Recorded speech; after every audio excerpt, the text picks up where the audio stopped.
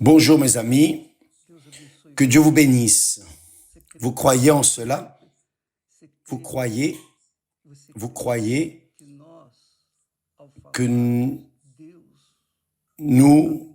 en vous disant que Dieu bénisse chacun d'entre vous, vous êtes bénis, vous croyez en cela?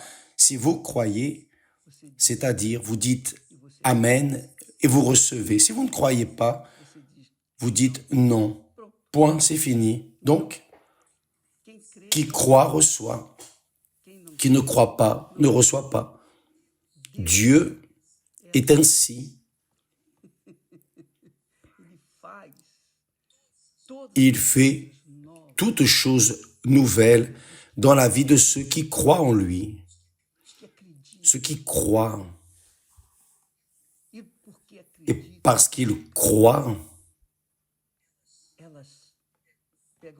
ils sont fermes, s'affermissent, ils sacrifient le propre ego afin que Dieu soit sanctifié dans leur vie. Voyez, faites attention.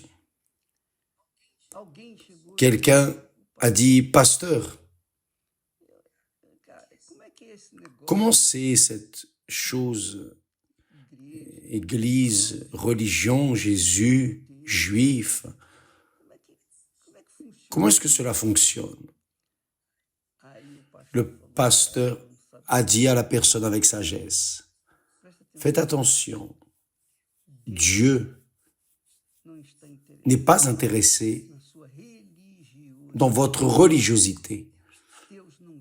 Dieu n'est pas venu au monde pour sauver la religion. Dieu est venu au monde pour sauver votre âme. Comment va votre âme? Comment êtes-vous dans ces derniers temps? Quand le pasteur a dit que Dieu était venu pour sauver son âme, elle a compris. Elle a compris. Pourquoi? Parce qu'elle était une créature profondément triste, abattue, malheureuse. Bien qu'elle avait un mariage, une maison, le pain quotidien, rien ne lui manquait, mais son âme était profondément malade, infirme. Et elle, la pauvre, par manque de discernement spirituel, elle pensait qu'elle devait être religieuse, qu'elle devait faire ceci, cela, accomplir des obligations, rien de tout cela. D'abord, prenez soin de votre âme. Prenez soin de votre âme. Votre âme est malade, infirme, vous devez la guérir. Mais comment vais-je la guérir? Vous n'allez pas la guérir. Qui guérit, c'est Dieu.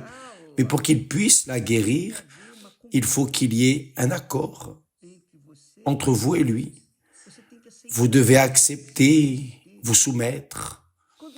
Quand une personne a une maladie, une infirmité, qu'elle va chez le médecin examine les examens et dit « Votre maladie, c'est ceci, votre problème, c'est cela, etc. » Vous allez faire un traitement. Le traitement est difficile, il est compliqué, mais il guérit.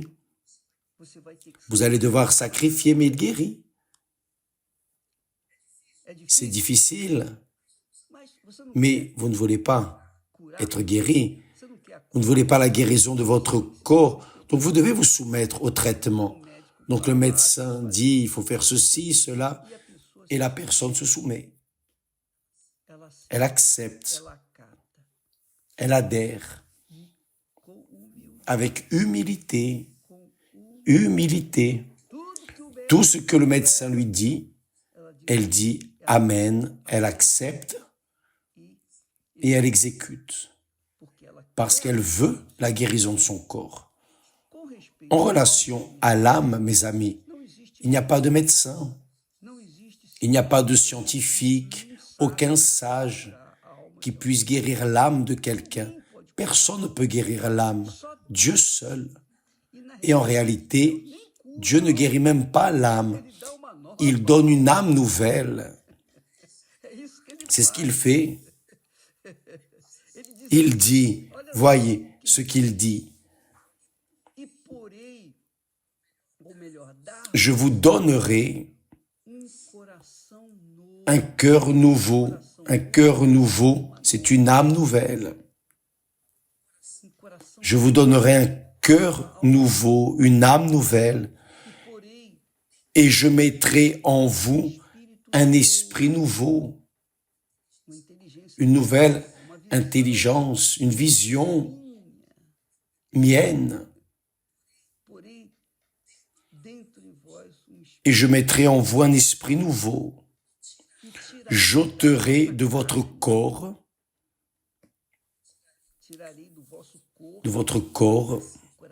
le cœur de pierre, et je vous donnerai un cœur de chair.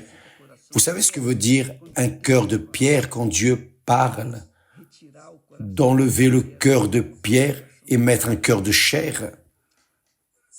Le cœur de pierre, c'est le cœur entêté, c'est le cœur borné. Avez-vous déjà vu, je ne sais pas si vous avez déjà eu l'opportunité de voir l'âne. L'âne, lorsqu'il est têtu, lorsqu'il s'obstine, personne ne l'enlève de là où il est. Il n'y a pas de fouet, il n'y a rien.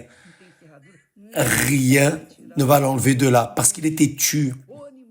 Quel animal têtu qu'est une mule. Quand la mule reste sur place, vous devez y aller avec tendresse, enfin. Vous devez passer de l'huile sur les mains pour contourner cet entêtement. Ainsi le cœur têtu, ce cœur obstiné, il n'accepte pas. Il pense ceci, il pense cela et encore ça.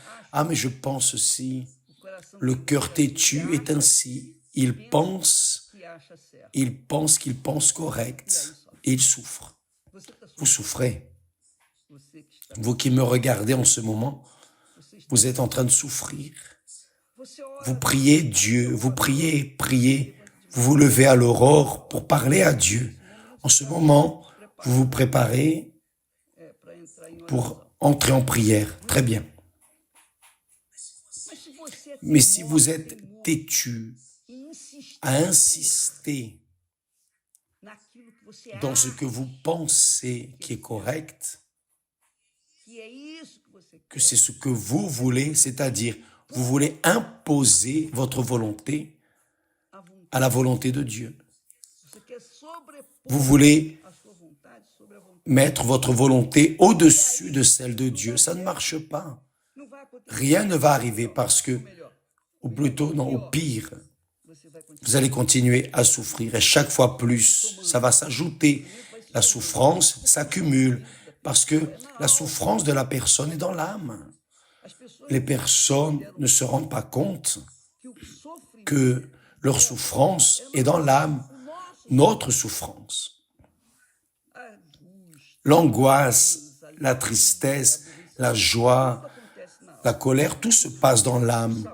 La saveur de la nourriture se passe dans l'âme. Les oreilles sont l'entrée d'informations pour répondre aux besoins de l'âme. Le nez pour sentir. L'âme utilise les narines, le nez pour sentir le parfum ou la mauvaise odeur. Les yeux sont les fenêtres de l'âme. À travers les yeux, les convoitises entrent, toutes concernent l'âme. Les 5 sens sont de l'âme. Ils ne sont pas du corps physique, parce que quand la personne meurt, l'âme décolle du corps et le corps ne sent rien. Vous pouvez faire du corps ce que vous voulez, il ne va rien faire, il ne va pas réagir parce qu'il n'a pas d'âme. C'est l'âme qui souffre, mes amis. Vous souffrez dans la vie sentimentale, c'est votre âme, c'est votre cœur, c'est votre âme. Vous souffrez de problèmes de santé, c'est l'âme. Vous souffrez de la rébellion des enfants, c'est l'âme. Vous souffrez parce que vous avez été trahi, c'est l'âme.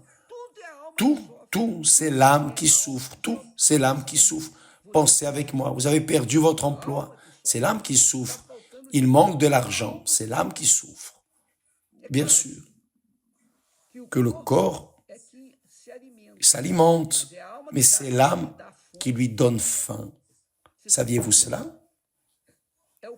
C'est le corps qui a soif, c'est l'âme qui donne la soif. Parce que le corps a besoin d'eau. Donc, mes amis, l'âme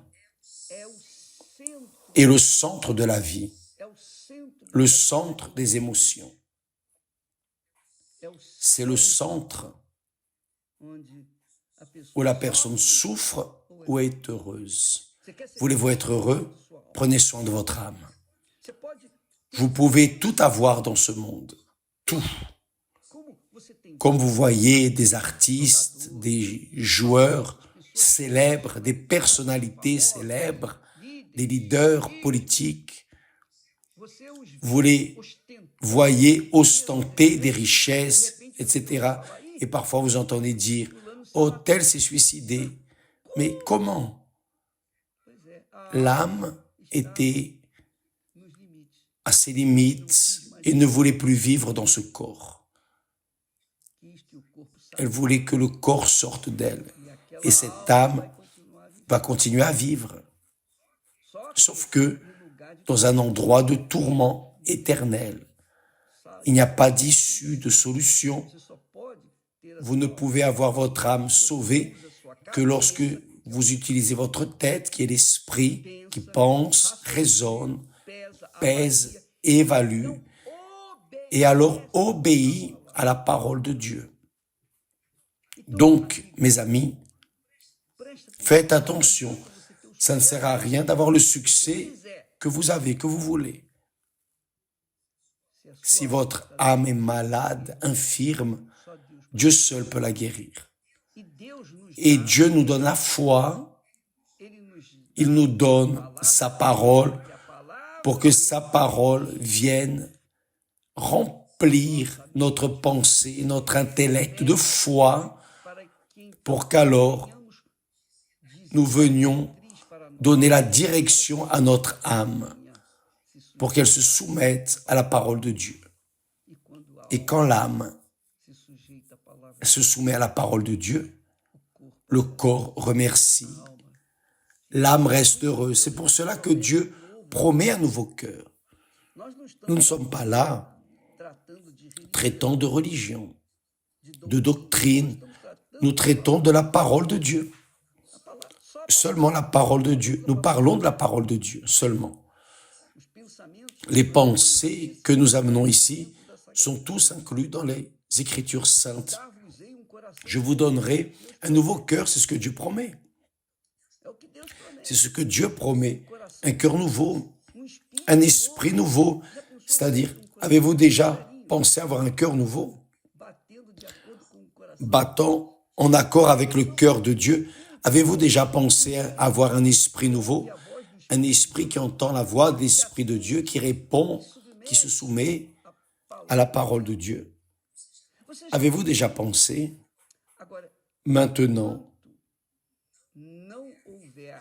tant que ce cœur de pierre n'est pas enlevé, c'est-à-dire ce cœur têtu, ce cœur mule, c'est un cœur mule, têtu,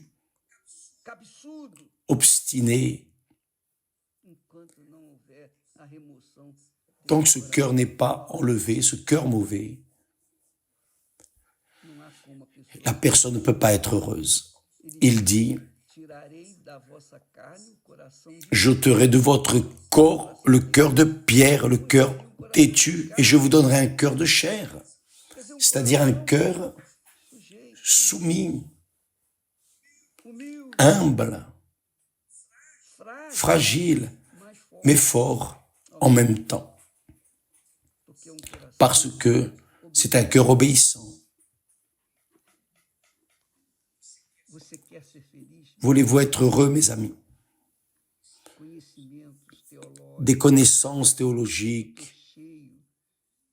Je suis fatigué de voir des personnes de la théologie, des célébrités, des personnes importantes dans ce monde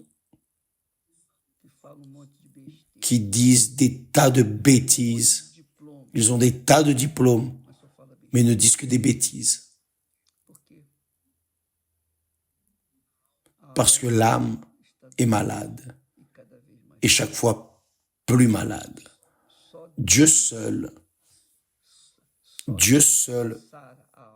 guérit l'âme. En réalité, il ne guérit pas le cœur. Il donne un nouveau cœur. Parce que le cœur est trompeur. Le cœur est perverse. Le cœur est mauvais.